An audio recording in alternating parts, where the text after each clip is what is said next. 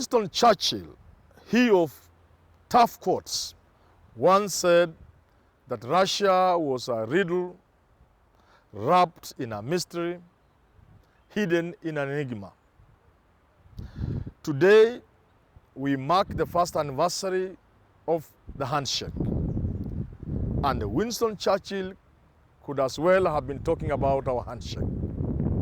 For there's so much about our handshake that is yet to be known by Kenyans. But Winston Churchill also said that there was the key to that riddle. In that case, he said that the key was Russia's interest. In our instance, there are two keys to this riddle. One key is held by Raila Odinga, and the other key is held by President Uhuru Kenyatta. Other players are falling over themselves trying to get a copy of this key. There is William Ruto. There is Kalonzo Musyoka, Musalia Mudavadi, Wetangula, and a few others. Some are even working with basops, pieces of basops, Kipande Sabuni, hoping to get the key perhaps when Uhuru has forgotten it or Raila. Then they can put the impression and rush to Burma to have a copy of the key. So there's so much we don't know.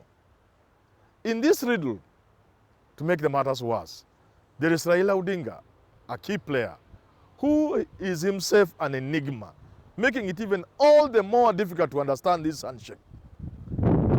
That explaining why people in Ruto's camp are running better skelter.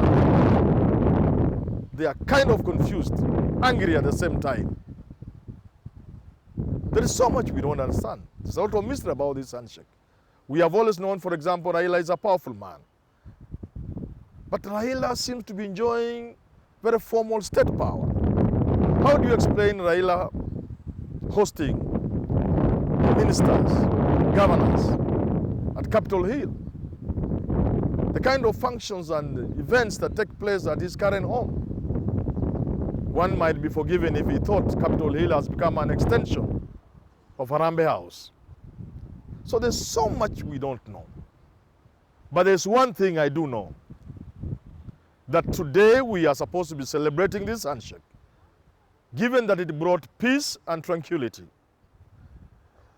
Business was almost collapsing. Nairobi as a country, as a city, was not safe. We were running the danger of collapsing this country. So the handshake brought peace. We ought to be celebrating, but why are we not celebrating this handshake today, apart from the handshake being a riddle, remaining a mystery? It is because of the state of affairs in the country today. The state of corruption. Corruption has reached a level hitherto unimagined. Even at our worst of times, under Kenyatta, Jomo Kenyatta, under Daniel Toroitich Arap Moi, nobody would have imagined we could get this bad. The billions that are flying over us. These billions are flying over our heads at a time we are telling our nurses there's no money to pay them. Billions are flying over our heads at a time we are telling lecturers you cannot even negotiate your CBA, just to negotiate the 2017, 2018, 2021 CBA. There's no money for that. And while we are that, while people are talking about corruption involving KQ and KAA, we are locking our young men for 2 weeks, bona fide leaders of a trade union movement. We are locking them in. We are locking them in when we see the kind of shenanigans we enter into when we are dealing with the people who have stolen billions. They have it easy in court. Their bail is processed quickly, sometimes in hours. They are given kindergarten bail terms, and here we are locking young men inside for just talking about what is right, what our worker needs to be assured that this merger will not mean end of their jobs. Look at what we are doing to ourselves. Yet we process fair bail terms for people who have even murdered our daughters. There is so much that's going on in this country that is stopping us and preventing us from enjoying this handshake. But still, there's so much again we don't understand. How do you explain Uhuru's anger? A head of state cannot be as angry as Uhuru becomes sometimes, to the point of bordering frustration. Why would Uhuru be frustrated with small people like Sudi and Kimani Ichung'wah and Ndindi Nyoros, small fellows, members of parliament? It explains that there must be something. The president must be annoyed with the patron of these small fellows. And the patron of these small fellows is himself annoyed with Raila Odinga. Ruto's being annoyed with Raila Odinga is misplaced aggression. Definitely, he's annoyed with his boss. So there is so much we don't understand.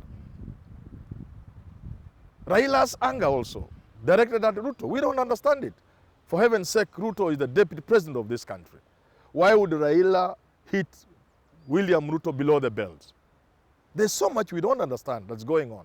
And I'm praying that our leaders, I have said this before, why don't they sit on a table? I prayed that Uhuru and Raila sit together. They did that 1 year today. I've been praying that all of them sit together so that we stop all this commotion and develop this country and fight theft and plunder of public funds. Because at this rate of plundering of our economy, we are not going far. The economy could collapse. William Ruto, on his part, again, we don't understand the anger. Why don't you take time? I agree with Francis Atwoli. Atwoli appearing on JKL, Jeff Koinange Live. He said Ruto is a tough guy, shrewd, intelligent, hardworking. In fact, I dare add, there is nobody in this country today who can work half as hard as Ruto. The meeting he holds a day. In fact, you can only compare Ruto to Daniel Arap Moi and Raila Odinga during their heydays. Today is the single most politician in this country who has the stamina, the energy, the drive to go for what he wants. But like Atwoli said, he doesn't seem to have advisors. You do not need DP William Ruto. You do not need the likes of Sudi. No. The likes of Murkomen, no. Perhaps a little Sang, Governor Sang, so long as he's not attacking Joe. He could be, he's a little articulate, he's a little sober, intelligent. But all these fellows who are speaking on your behalf, William Ruto, are reminding Kenya of the Moi of the 1980s, of Sharif Nasil, Kariuki Chotara, Okiki Amayo, and there's this other guy, Leitich, chop the two fingers.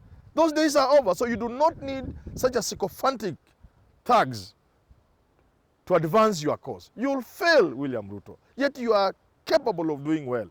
So, like Francis Atwoli advised you, seek good advisors. Remember, William Ruto, you are going against a wall, but you have what it takes to penetrate that wall. I have said before, you are running against Uhuru Kenyatta, Raila Odinga. That's the Mount Kenya, against the Lake region. You combine the forces of the lake and the forces of the mount, my friend, you'll be squeezed in between. Yet you are a tough man. You can pass through that, but you need good advisors.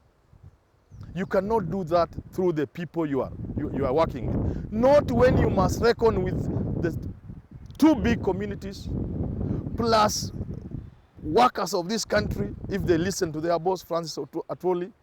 You really have a very hard time to negotiate. And therefore, you need the best of advisors.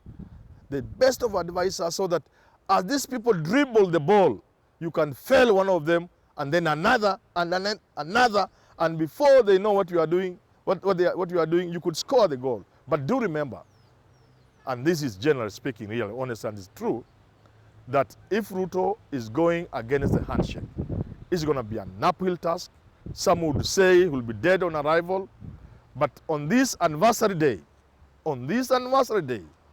given the peace and tranquility that the handshake brought, given the promise of a future, given the promise that we will put behind us the chaos we have witnessed every election cycle, given the hope this handshake brings, I pray that from today going onwards, from today that the main players in the country sit together and work out something. And work out something, I beseech, at some point, Kamodho told Raila, tosheka na ile umepewa. Hata kama ni omena, tosheka naye. So some of you fellows might have to tosheka with a little omena, manake hata omena ni samaki, hata maharage ni mboga, hata matumbo ni nyama. So when this thing is being shared, you'll get something instead of fighting to destruction. But I do wish that we get together, work as a country, as a team. But in the event William Ruto chooses to go it alone, my advice would almost be, William Samoei Ruto, the way you are now attacking, it is not so subtle, it's not so covert, it is almost direct. The way you spoke in Anne Waiguru's, in Kirinyaga County during the devolution conference, the way you spoke leaves no doubt that you are actually attacking your own president. So if you want to fight, I would advise perhaps walk out of government and fight from there. And good luck.